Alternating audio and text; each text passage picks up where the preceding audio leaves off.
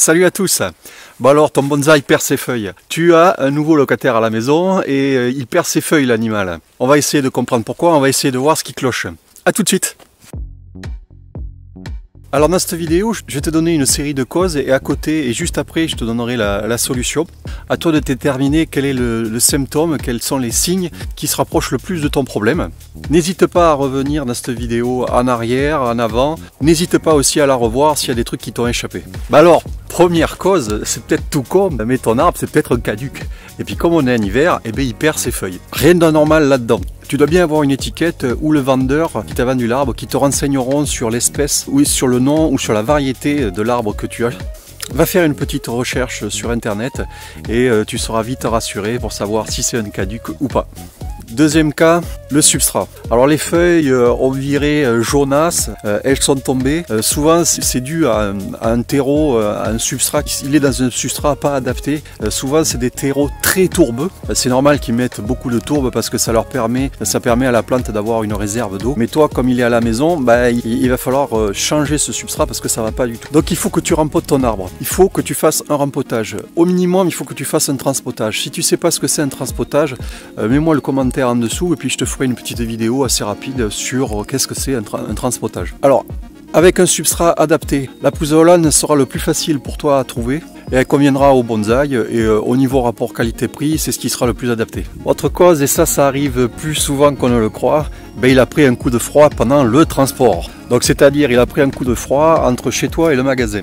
Autant avec les denrées périssables, eh ben, il faut respecter la chaîne du froid, autant pour les bonsaïs et notamment les tropicaux, il faut respecter la chaîne du chaud. Tu les stables comme il faut, près d'une source de lumière. Donc attention à l'arrosage, tu n'arroses pas tant que tu n'as pas de nouvelles feuilles qui sont apparues. Tant que ton arbre ne fait pas de nouvelles feuilles, pas d'arrosage. Par contre, tu peux lui pulvériser de l'eau sur le feuillage. Alors, autre cas de figure, ça arrive plus souvent qu'on ne croit, eh bien, tu l'as pas tourné ton arbre. Et puis tu as un côté, on va dire le côté qui est le plus à l'ombre, mais qui est en train de dépérir. Là, la solution est assez simple, il faut que tu le tournes. Il faudrait que tu le tournes au moins une fois par semaine. Il faudrait que ton arbre voie la lumière sur toutes les faces. Allez, cinquième cause. C'est peut-être normal, il faut voir la quantité de feuilles qu'a perdu ton arbre, mais si c'est que quelques-unes, notamment les ficus. Le ficus, par exemple, c'est une plante tropicale, c'est un persistant, mais il perd ses feuilles régulièrement tout au long de sa vie, afin de les renouveler. En fait, il fait une sorte d'automne. Le trop d'eau, ça arrive assez régulièrement. Alors tu vois, les feuilles ont changé de couleur, et puis elles sont tombées. Et puis surtout, ton arbre n'aimait pas, ton ficus par exemple, n'aimait pas de nouvelles feuilles. Et ça, c'est vraiment pas bon signe. Le substrat, ton substrat doit absolument sécher entre chaque arrosage. Surtout en période hivernale, parce qu'en période hivernale, les jours sont plus courts, donc il y a moins de photosynthèse, on va dire, donc il y a moins de consommation. Donc attention sur l'arrosage pendant ces périodes-là. Ne laisse jamais de l'eau stagner dans une soucoupe.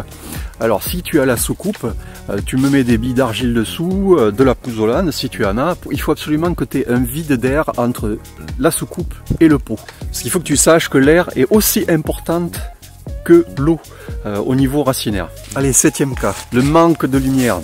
Alors ton arbre il s'étiole. Alors qu'est-ce que ça veut dire s'étioler? Ça veut dire qu'il s'allonge.